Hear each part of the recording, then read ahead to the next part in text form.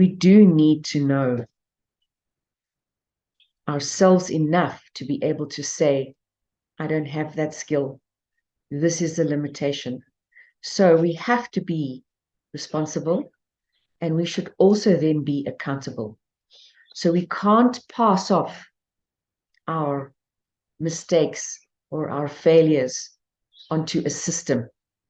It's time to really start taking accountability for the actions that we choose and the way we need to be accountable for the way in which we live our lives. So one of the ways we can overcome our fear is to face it. So where did my fear of failure come from? Often it's a painful event. Where did my fear of driving the car come from? Maybe I had a motor vehicle accident and now I can't travel anymore. And the only way to move forward and to reduce stress is to reduce the fear. And in order to do that, we need to really go to that dark place. We need to shine the light on that dark place. We need to shine the light on all of that trauma that lies hidden within us. And we need to be vulnerable. And when we start doing that, and we start to open up, and we start to really see the truth of what happened there, that's when we start to overcome our fears, and we start to reduce our stress, and we start to live truly wonderful, joyous lives. The example I want to give about self-knowledge and about fear and about being governed by fear lies with the South African Veterinary Council. And I'm using this as an example not to tell you to give the finger to authority. I want you to take the principles, which were principles of knowing myself. The Veterinary Council rules us by saying, oh, you know, if you transgress within the profession, if you do something wrong and somebody reports you to the council and then there's a case laid against you, woe betide if we find you negligent, or if we find that you haven't done the proper training, or if we find that you worked without supervision, or whatever the council may find wrong with the actions that you took.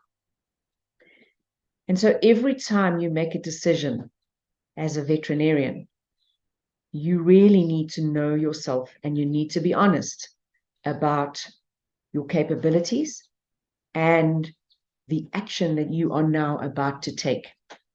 And that means you are becoming responsible. And if you are ever reported to council, you then become accountable for the decisions and the actions that you made and that you took. Let's use surgery as an example. Every vet graduate leaves vet school with a small amount of exposure to surgery. As I'm a small animal veterinarian, my references are to small animal surgery. When I left vet school, I was able to perform a sterilization procedure on a dog and on a cat, and on a male and on a female of each of those species. Did it take me longer to do than it does now? For sure. Did I want to be left alone when I started practicing? Did I want to be left alone in the theater without supervision in my first few months of private practice? Absolutely not. However, sometimes we are called upon, or we're in a situation where that supervision is not available. We need to take every single precaution possible to ensure that the animal survives and that the sterilization is successful. It is up to you to get the skills. So find a mentor, visit another facility. There's lots of online training now that can facilitate you and allow you to gain the skills to perform those surgeries. What's the point I'm trying to make about all of this surgery, and how does it relate to fear, and how does it relate to reducing your chronic stress? If I'm a new graduate and I have to work on my own and I have to perform a procedure that I have never done before, but it needs to be done and I can't refer it anywhere else, and I then go to my textbooks and I go to the videos and whatever other sources I have, I phone my supervisors, I phone a friend, I phone another vet that I know, and I gather as much information as I can that enables me to perform this procedure to the best of my ability. If you are reported to council and you can show council that you did all of those things, then council is going to go, okay, well done. The important aspect here is for you to take control, is for you to take back your power and say, what do I do in this situation that enables me, that reduces my fear and therefore reduces my stress? Okay, we are told a lot of stories. And the more we plug into mainstream media and the more we plug into the stories about vet council and anything else that you want to create a drama over, the greater the tendency to be fearful and the higher the stress levels.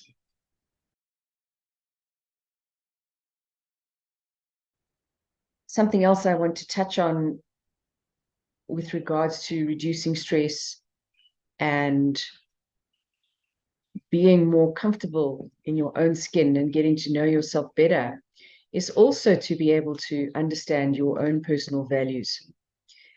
We all have a certain set of values. And while some of our values may overlap, if you and I have the same value, that value may have more significance and more importance to me than it does to you. And in this way, we interact and we have a very interesting world in which we live.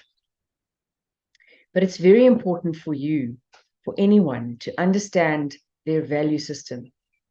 My value system is one of integrity. It's one of learning and of seeking knowledge. Those are very important for me. But for someone else, it could be, I want a comfortable, safe, and loving home, because the values are what drives us, and they drive certain behaviors. If you are in a situation where you are not able to express who you are and you are not able to live your values, that is going to create a great deal of stress for you. Suffice it to say right now that if you are not able to express yourself and you're not able to live your full set of values, which is part of your expression, in other words, you can't be true to yourself, then you are going to be placed in and living under a lot of chronic stress, and it will create fear because you will be afraid to speak up. You will be afraid to show yourself. You will be afraid to say those things because there is some sort of retribution, or you anticipate some sort of punishment or some sort of negative feedback if you express yourself. Let's change direction. I'm still talking about fear. I want to look at a little bit more detail about the chronic stress response. When I started this talk, I said that it's a physiological process. It's a response to danger. It's a response to a threat. It's a response to something that could be harmful. And our bodies developed a fight or flight response. But in actual fact, this response actually has more than two outcomes.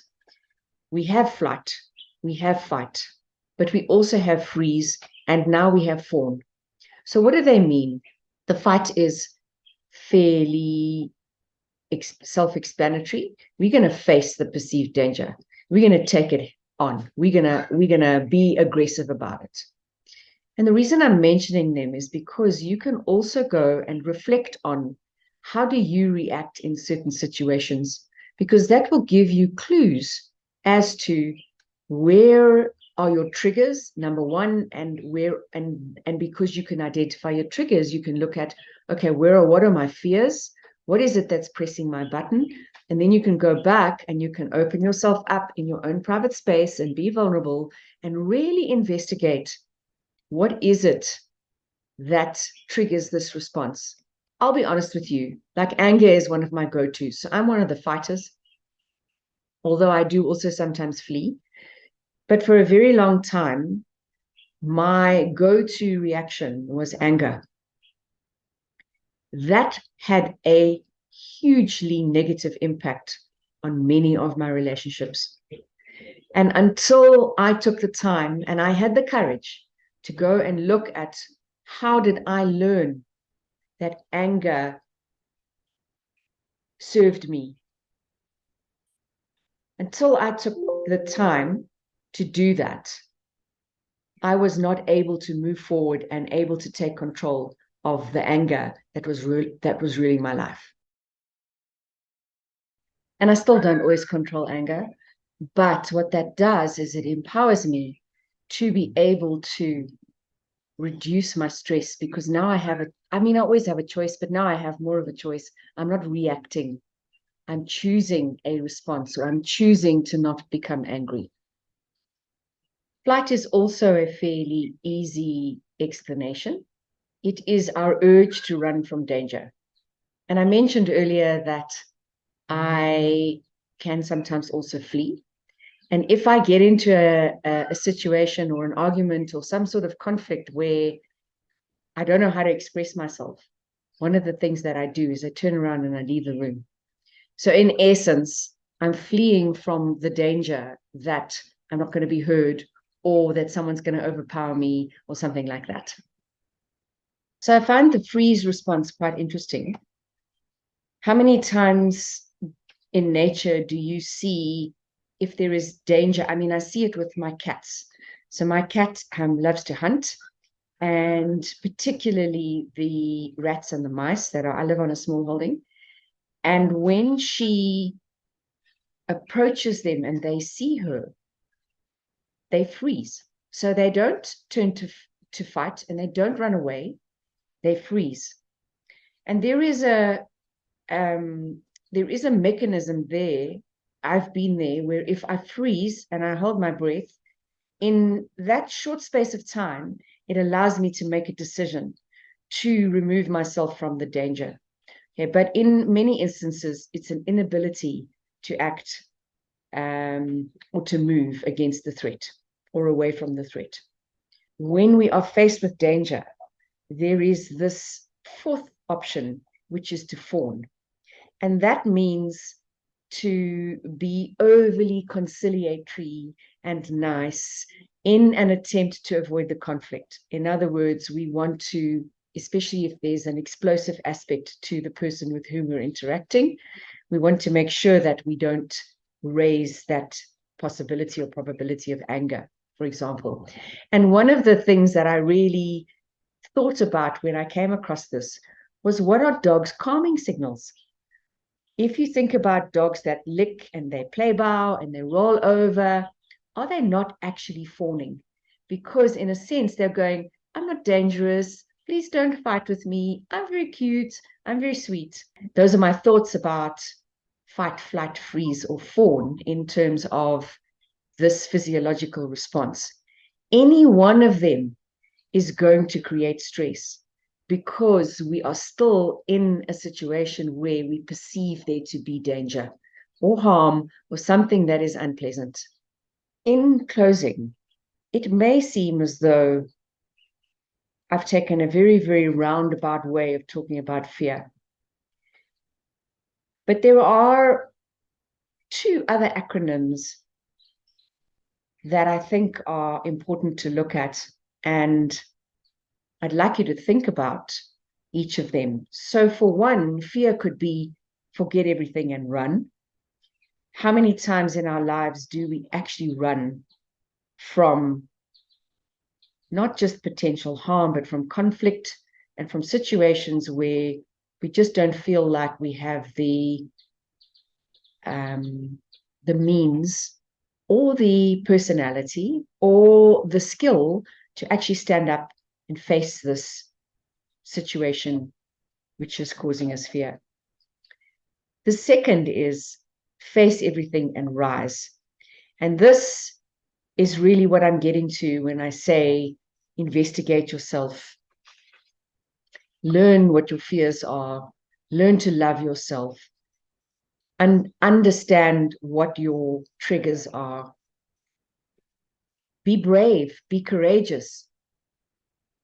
Ultimately, the choice is yours. I want to say thank you so much for taking the time to listen to me, for choosing to spend some of your precious time with me. I'm ending and sending you so much love. And I do wish, my wish for you is that you find something out of here that gives you the courage to navigate your life and your circumstances a little bit more clearly, so that your end result is a life that has more fulfillment and more pleasure.